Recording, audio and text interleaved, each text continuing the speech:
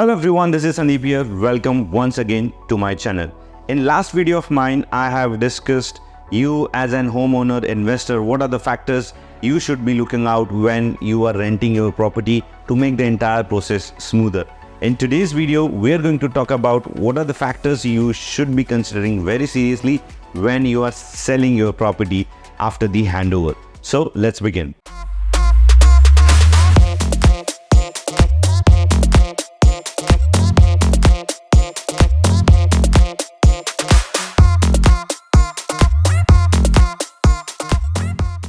So when it comes to selling of the property, there are a couple of forms which you should be aware about.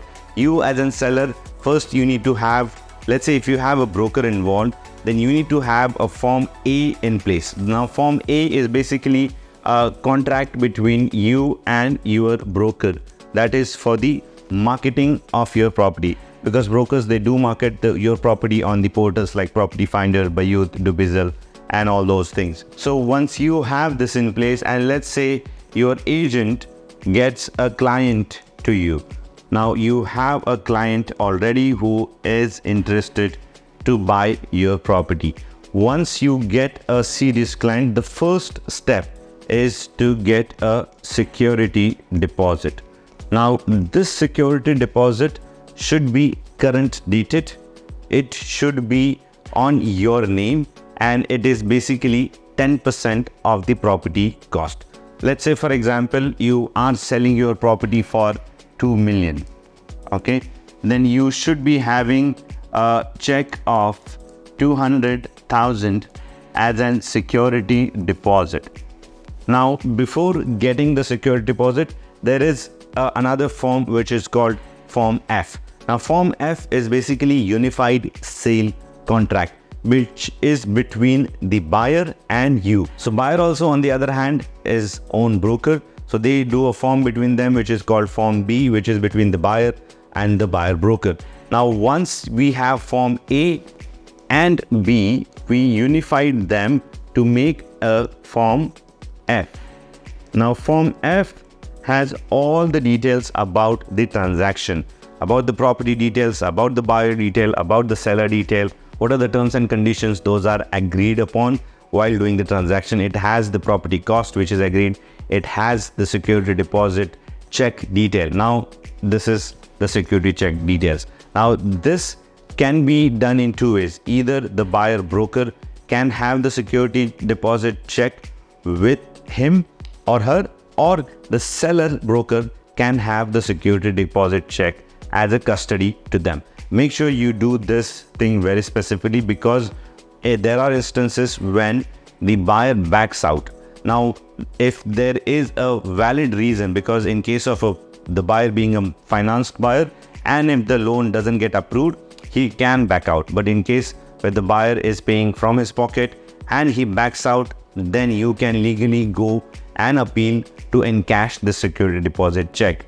But if you don't have the security deposit check, you still can go and appeal for the to claim the security deposit, but it involves a larger and lengthier process. So make sure you have the security deposit check in the your broker's custody. You cannot encash it without the permission from the court. So make sure you don't go and deposit after a small disagreement. You will get in trouble.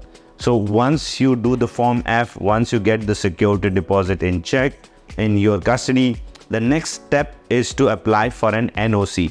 Once you apply for an NOC, these days even the government has come up with a new thing that you don't have to apply with the developer for the NOC, but you can just go to trustee office and start the process. But again, let me just give you an idea about the NOC approval.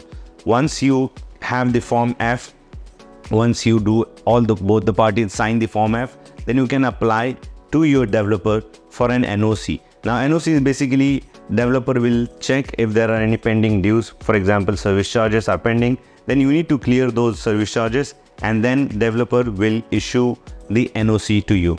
Now the thing here to make is there are a lot of times there is a conflict who will pay the NOC charges. So make sure you have these agreed before the transaction, that who is gonna pay service charges. Sometimes the buyer pay the NOC charges, sometimes the seller pays the NOC charges. It is upon the mutual agreement, but make sure you discuss this before going further.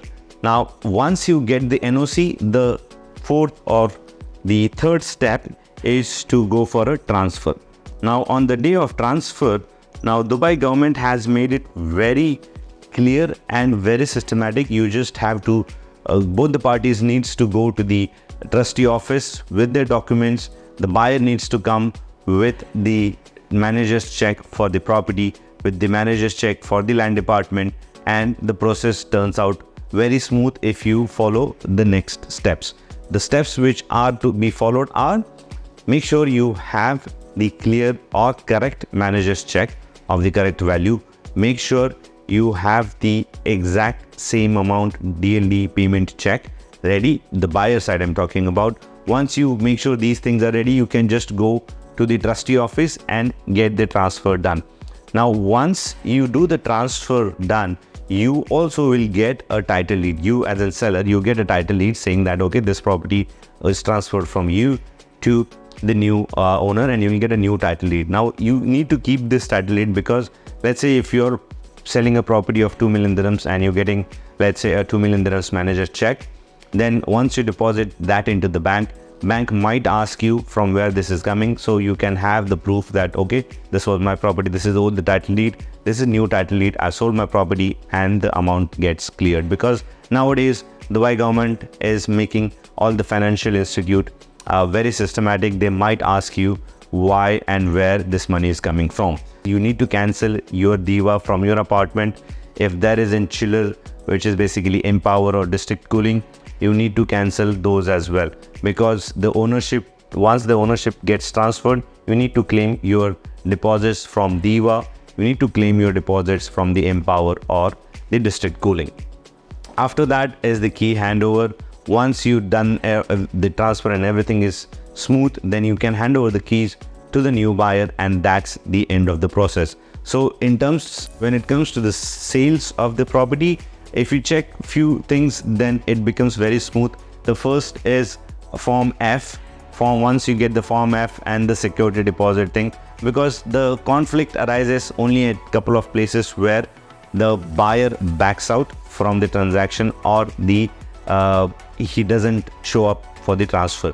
So in that situation, you as a seller, if you want to protect yourself, you need to have a security deposit check either in your broker's custody or in your custody. Only after that you can appeal to encash that check. As I said earlier, you cannot just go and deposit the check, you will get in trouble. So this was all about the things that you need to consider while selling off your property in the Dubai real estate market. If you have any particular questions, just comment those in the comment section below and I will be happy to answer those. I hope you enjoyed this video. Thank you so much for watching, and see you in next video.